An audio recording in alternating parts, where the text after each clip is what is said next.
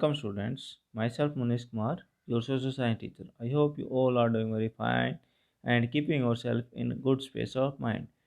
In the continuation of the history video series, today we shall discuss something about the racial utopia that was happened or that was occurred in the Hitler regime under the Nazi Germany.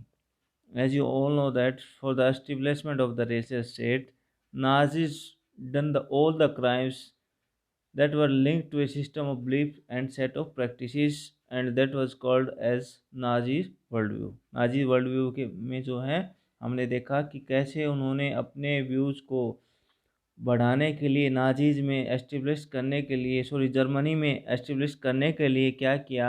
Nazis ने एक racial hierarchy जो है establish की. उसमें जो है Nordic जर्मनारियंस को desirable माना और बाकी अदर कम्युनिटी स्पेशली जो जेव्स थे उनको अनडिजायरेबल कंसिडर किया और उनको जो है वो कैसे प्रोसिक्यूट किया, कैसे उनको प्रताड़ित किया गया, ये हमने पीछे वो डिस्कस कर लिया था वीडियो में. और उसमें एक बात और ऐड करनी कि फ्रॉम 1933 टू 1938 इन बिटवीन 4-5 सालों में क्या किया, नाजीज ने इतना ज़्यादा जो है जेव्स को और अदर जो अनडिजायरेबल कम्युनिटी उनको इतना ज़्यादा टेरराइज मीन्स इतना आतंकित कर दिया था. पॉपुलाइज्ड मीन्स एक तरह से उनको बिल्कुल ही गरीबी में धकेल दिया था एंड सेग्रीगेटेड और अलग कर दिया था. इतना आतंकित कर दिया था, इतना जो है गरीब बना दिया था और इतना इतना अलग कर दिया था कि इनको जेव्स को कि वो कंपेल हो गए थे मीन्स मजबूर हो गए थे them to leave the country कि वो जर्मनी को ही छोड़कर चले जाएं. अब आगे हम जब स्टेप्स टू डेथ एक आपका पूरा टॉपिक है उसमें देखेंगे कैसे नेक्स्ट फेज में 1939 टू 1945 में क्या हुआ कि कुछ एरियाज़ को जो हैं वो सर्टेन किया गया कि वहाँ पर ये जेव्स जो अनडिजायरेबल कम्युनिटी है वो रहेंगी और कैसे जो हैं उनको वहाँ पर ले जाकर उनकी इवेंचुअली किलिंग की गई, उनको मारा गया. ये हम नेक्स्ट आगे डिस्कस करेंगे. तो उससे पहले एक आपका आता है द रेशियल यूटोपिया. अब जो यूटोपिया वर्ड है, रेशियल तो आप समझ गए होगी कि रेशिस के बेस पर जो है यानी नस्लों के बेस पर जो है बेस पर किसी कंट्री को डिवाइड करने अलग अलग नस्लों के रूप में जो है एक तरह से यूटोपिया होता है एक सिचुएशन होती है the situation that you can imagine that everything fit and fine according to you. Means आप जैसा यूटोपिया क्या होता है कि आप अपने माइंड में एक ऐसी इमेज सेटअप कर लेते कि हाँ हमारे अकॉर्डिंग तो ये सब ठीक है, यानी जो हम कर रहे हैं यानी जो हम चाह रहे हैं वैसा हो रहा है, यानी जैसा हम करना चाह रहे हैं अपने माइंड सेट को ऐसा बना लेते हैं कि हमारे अकॉर्डिंग जो है ये सब कुछ ठीक है, ऐसा होना चाहिए मीन्स ऐसा होना चाहिए. तो ये होता है आपका यूटोपिया. वो यूटोपिया किसी अलग ये तो ये रेसिस के बेस पर यूटोपिया है तो इसलिए इसको द रेशियल यूटोपिया कहा गया कि जर्मनी में कैसा जो है वो नाजी जर्मनी को बनाना चाह रहे थे. तो इसमें क्या है, इसमें हम देखेंगे कि under the shade of war the Nazis proceeded to realise their murderous racial ideals. genocide and war become two sides of the same coin under the shade of war. जैसे सेकेंड वर्ल्ड वॉर स्टार्ट हुआ तो उस time क्या हुआ, एक तरफ तो Germany जो है वो वॉर फोट कर लड़ रहा था, दूसरी तरफ जीनोसाइड होता है मास किलिंग, लोगों की जो है काफ़ी ज़्यादा नंबर्स में जो उनको एक साथ मार देना. तो ये दोनों साइड बाय साइड जो है वो चल रहे थे. Occupied Poland was divided up. अब आपको पता है कि सेकेंड वर्ल्ड वॉर में स्टार्टिंग में क्या हुआ था कि जर्मनी ने इन्वेड यानी एक तरह से ऑक्यूपाई कर लिया था पोलैंड को, उसको दो भागों में बांट दिया था. Poland was divided into two halves. उसमें क्या था कि जो much of the north western Poland was annex to Germany, जो पूरा एक तरह से पूरा जो नॉर्थ वेस्टर्न का पोलैंड था वो जर्मनी में एनेक्स जर्मनी के ऊपर जो है कब्जा कर लिया था. Poles were forced to leave their homes and properties behind to be occupied by ethnic Germans brought in from occupied Europe. अब आपको पता है कि जो हिटलर की फॉरेन पॉलिसी थी उसमें क्या था कि जितना भी राइनलैंड का एरिया उसने ऑक्यूपाई किया था, ऑस्ट्रिया को एक तरह से दोबारा री ऑक्यूपाई कर लिया था जर्मनी में, तो अब जो एथेनिक जर्मन्स थे उनको जर्मनी में रहने के लिए जगह तो चाहिए थी। There was need of land for ethnic Germans. तो उन उस लैंड की नीड पूरी की जो पोलैंड को ऑक्यूपाई किया था। तो उसमें जो जहाँ पर पोल्स जो रह रहे थे, जहाँ के उनके घर थे, उनको पोल्स को, पोलैंड के जो रहने वाले थे उनको वहाँ से निकाला गया और उनकी जगह पर एथनिक जर्मन्स को वहाँ पर रिसाइड करने के लिए उनको बसाया गया। Poles were then herded like cattle in other part called the General Government, the destination of own undesirables of the empire. अब जो आपको पता क्या थे, नहीं कर जर्मन्स को तो वहाँ सेटल कर दिया गया जहाँ पर जो पोल्स जो एक्चुअली रह रहे थे। अब पोल्स कहाँ गए, फिर पोल्स को एक तरह से जैसे भेड़ बकरियों के झुंड की तरह जो है उठाकर जो है एक अलग डिसेंट्रलाइज मार्केटेड एरिया में जो है वो वहाँ पर डाल दिया गया और उनके ऊपर एक गवर्नमेंट रख दी गई जिनको जो उन पर नज़र रख सके, जो उनको एडमिनिस्ट कर सके। और उस गवर्नमेंट का नाम था जनरल गवर्नमेंट। यानी एक तरह से घेटोज में ऐसी जगह पर रखा गया जहाँ पर ना तो बेसिक जो एम्यूनिटी की नीड होती है लोगों की वहाँ पूरी नहीं हो पा रही थी। तो पोल्स को वहाँ पर रख दिया और जो पोल्स की जो एक्चुअल लैंड थी उन पर जो एथनिक जर्मन जो राइनलैंड का एरिया ऑक्यूपाइड किया गया था, ऑस्ट्रिया को ऑक्यूपाई करके जो जर्मन्स आए थे तो उनको पोल्स की जगह पर वहाँ पर बसा दिया गया था। तो इस तरह से पोलैंड को दो भागों में डिवाइड कर दिया गया था। अब members of the Polish intelligentsia were murder in large number in order to keep the entire people intellectually and spiritually servile।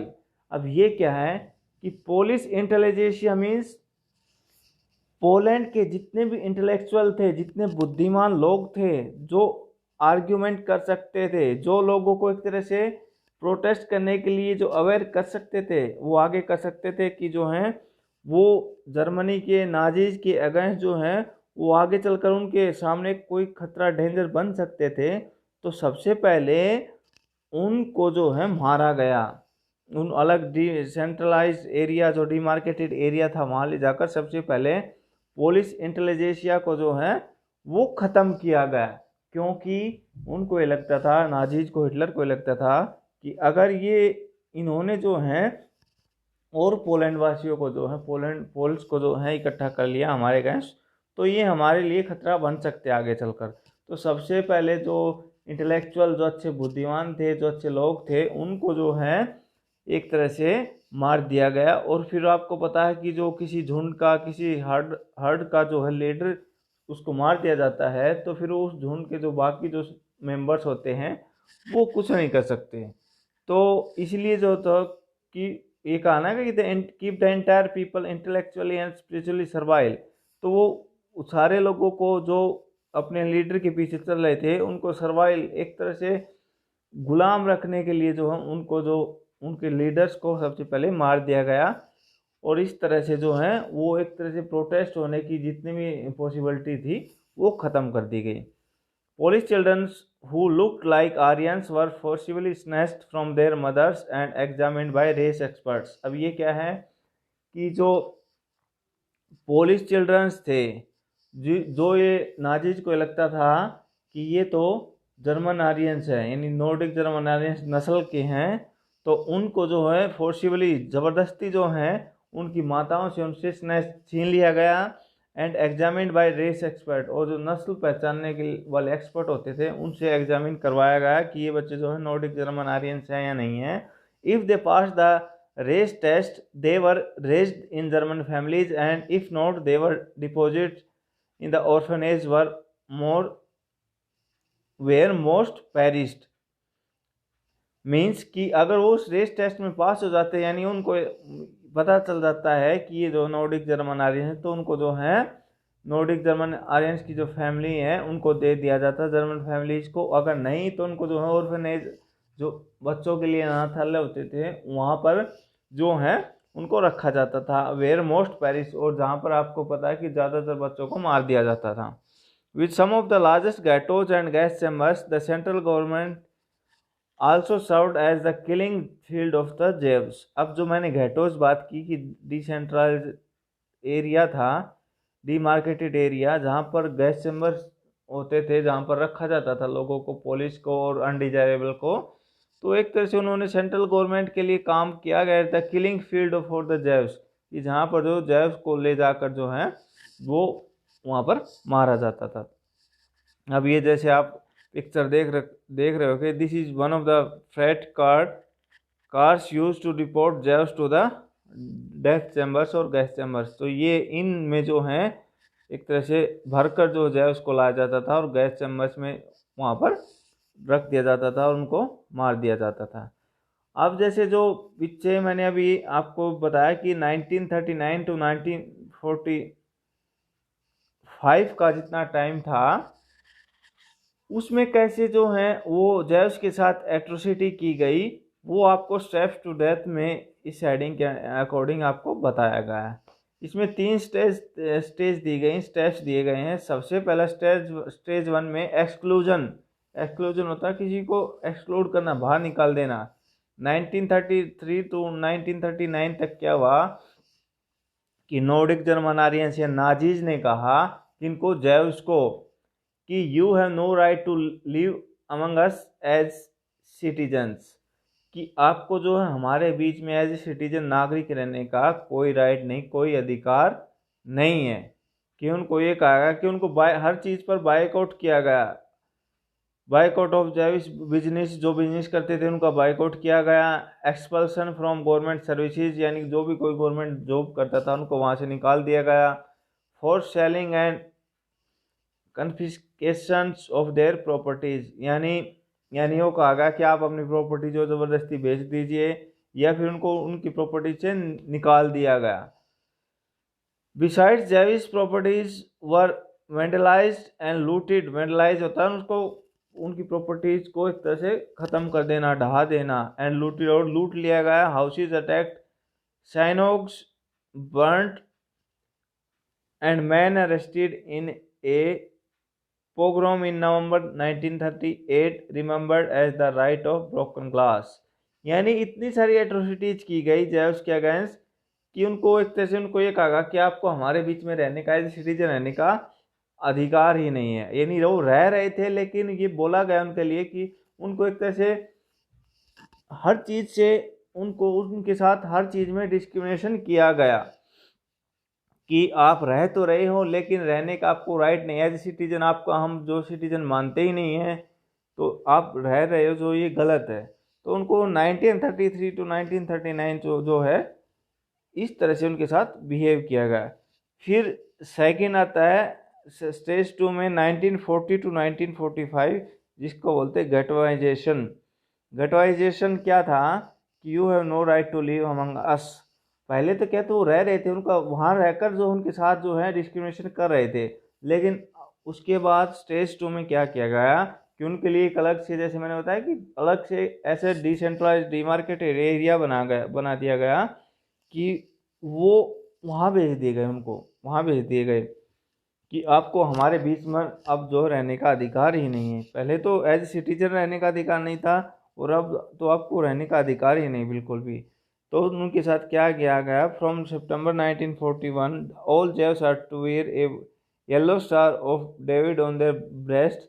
यानी उनको आइडेंटिफाई करने के लिए कि जैव्स हैं, उनको एक तरह से गले में प्ले कार्ड कोई लटका दिया जाता था।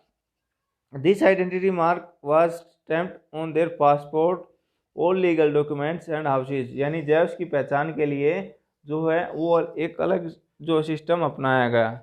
दे were kept in Jewish houses in Germany and ghettos like, यानी गेटोज बना दिए गए थे और मोस्टली तो उनको वहाँ पर रखा जाता था। वो आपको बताया कि वहाँ पर बेसिक कम्युनिटी जो खाने की पीने की जितनी भी सारी फैसिलिटी होती थी वो इतनी बेकार थी कि वो इवेंचुअली धीरे धीरे जो है वो मर जाया करते थे। यानी जो अगर लोगों के पास जो अच्छे खाने को रहने के जो है कंडीशन नहीं होगी तो कब तक सर्वाइव कर पाएगा। तो ऐसे जो है धीरे धीरे फिर उनको गेटोनाइजेशन के उसमें जो है रखा गया। और उसके बाद फिर ये लगा कि इससे गेटोनाइजेशन से काम नहीं चल रहा, कि हमें तो इनको मारना ही है।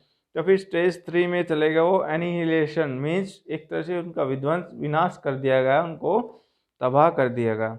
1941 ऑनवर्ड से लेकर फिर उनको बाद में धीरे धीरे उनकी किलिंग स्टार्ट करी और नो राइट टू लिव। अब तो पहले तो कह रहे थे कि you are no right to live among us, कि आपको हमारे साथ रहने का अधिकार ही नहीं है। फिर उनको बोला गया you are no right to live, कि आपको जीने का ही अधिकार नहीं है।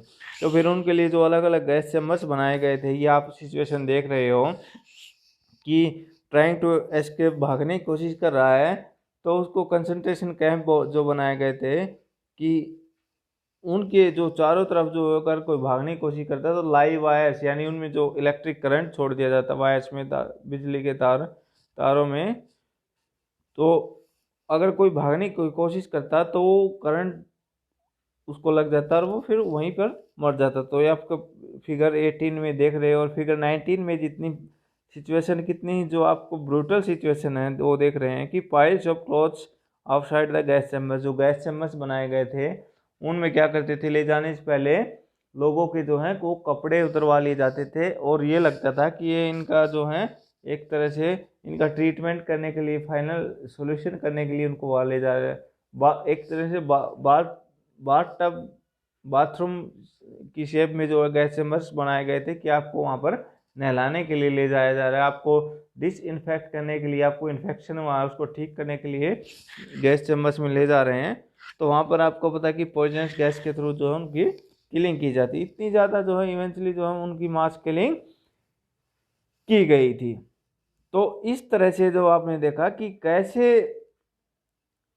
नाजीज रिजिम में लोगों के साथ जो है अपने ओपोनेंट्स के साथ, या जर्मनी को जो है रेशियल स्टेट को एस्टेब्लिश करने के लिए, अपने रेशियल यूटोपिया को सेटअप करने के लिए, अपने माइंडसेट को जो है ये दिखाने के लिए कि हाँ हम जर्मनी में केवल केवल किसको चाहते हैं, नॉर्डिक जर्मन आर्यंस को चाहते हैं। तो हम जो चाहेंगे वैसा ही होगा, जो हमारी नज़र में जो अनडिजायरेबल होगा, जिसको हम ये मानते हैं कि they were the enemies of the German reputation और जर्मन ह्यूमिलेशन, हम उनको ख़त्म कर देंगे।